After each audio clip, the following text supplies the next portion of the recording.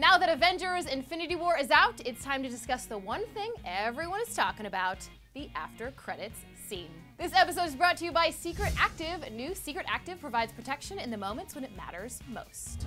Proceed with caution, guys, because there are major spoilers ahead. Infinity War has to be the MCU's biggest, most highly anticipated movie since, well, probably the inception of the Marvel Cinematic Universe.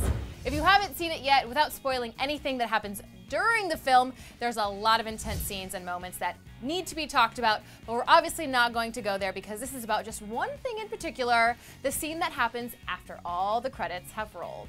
Now, I know I said it earlier in this video, and I'm only going to say it once again. If you haven't seen the movie yet and you do not want anything to ruin your experience, cover your ears because what I'm about to say will definitely spoil the movie for you. This is your last warning.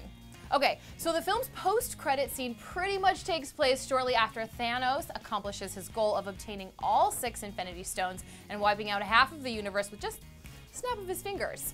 In this scene, we'll see Nick Fury and Mariah Hill driving down a busy city street chatting about some sort of huge energy surge that has been detected in Wakanda before a car heading the opposite direction ends up in their lane and the two almost run into it.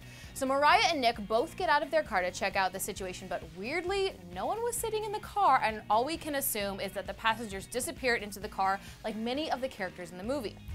Unfortunately, after this discovery, Mariah then starts to disappear like the others before her, and then of course Nick is met with the same fate. However, before Nick's body vanishes into dust, he managed to pull out an old school pager to send a message. As he disappears, the pager falls to the floor and the camera closes in on the device to show the sending message changes to a simple image that represents Captain Marvel's logo. Now, this is obviously a nod to the Captain Marvel film coming out in 2019, but we can also safely assume that Nick realized that the Avengers have failed in keeping the world safe and that there's only one other person he can call to help right these wrongs. What are all your theories on this? Do you think the Captain Marvel film will tie in with the events that happened in Infinity War? You gotta let me know all your thoughts in the comment section below. Thanks so much for hanging out with me here on Clevver Newsfeed.